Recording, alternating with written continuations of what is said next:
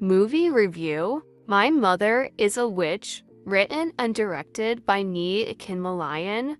This family drama titled My Mother is a Witch is produced by Victoria Akujobi and Fi Real, also starring as Jess Imotinyan. The film, with a runtime of 1 hour 47 minutes, which was hitherto released to cinemas, is now currently available for streaming on Kava. Synopsis: Estranged from her mother Mercy Aigbe 4 years due to an age-long grudge, Imotinyan Jess Ida Hosa Fi Real. Living and working in the United Kingdom with the British Vogue would receive news that her mother had sadly passed. To fulfill her mother's last wish, Jess would have to travel back to Benin, Nigeria to perform the funeral rites, only to be met with a rude awakening. My take: now that's one African storytelling to be proud of. From the originality of the songs, to the accents, to the aptness of the setting, to the stellar performances. The story, plot, makeup, location, costuming, and the general cinematography all work together nicely. A well-put-together piece, I dare say. Story plot: set in Manchester, UK, and Benin City, Nigeria. This story of mother and daughter is a gripping and emotional one. The story, which centers on traumatic experiences, grudges, and how these could shape a person's relationship with their loved ones, also brings to light the silent sacrifices of a mother unbeknownst to the daughter. At the end of the day, it wraps up with reconciliation and forgiveness. The two-setting plot is brilliant, as the approach to storytelling here works powerfully in bringing Imotinyan's story to the fore. Her switch of accent whilst with her Aigbe friend to the one when she's with her own people is superbly natural. It didn't feel forced or faked. Now, that's the thing with language. Casting performance: while I have my reservation about the casting of Timini Egbuson for the role of Dr. Ew, his delivery notwithstanding, I do feel he was somewhat holding back, seemingly detached. Feels like a miscasting. I may be wrong.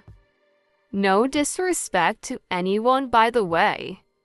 The rest of the cast, however, was a brilliantly natural mix. A little editing or camera angle trick would have helped with the little boy whom I kept believing had an integral role in the story, and I was eventually right. Fi Real and Mercy Aigbe here lived up to expectations as per how they embodied their characters. A resentment-filled daughter, and Mercy, a regret-consumed sick mother. Ah, what a wholesome blend. The most powerful scenes and performances were the ones where Imo and her mom were having squabbles. Those felt too real. I do hope there were no injuries sustained in the course of those displays of rage in those scenes. Direction, execution. This has successfully made it to the top of my list of favorite Nollywood films for 2025.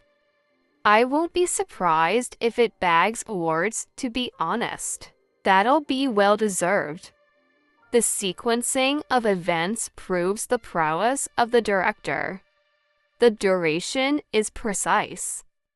Anything more would have been too much, a Nollywood movie to watch with kids. There were no cuss words nor explicit scenes. The stylish smoking by Imo and stress could be explained to kids as a bad habit not to emulate. This is a story well executed with intrigue, suspense, and captivating twists and turns. The use of flashbacks worked fine too. Technicalities: the beautiful Edo Benin background music is amazing. It reminds me of the old classic Pot of Life, which I watched as a teenager. The mention of black soup made me both smile and crave for some. Not sure why they mentioned a combo with starch instead of the legendary pounded yam though. Costume, hair, makeup, the rainfall, the iconic beanie beads, etc. all worked well. The attention to details is commendable. Lessons 1. You may never know what the next person is dealing with until they tell you. Aime's mother made sacrifices, which she didn't want her daughter to know, and she suffered for it. 2. Parents must learn to be patient with their children. A different approach would have saved Aimo and her mother the heartbreak. African parents seem to bottle up too much, and this doesn't necessarily help the children in question. 3.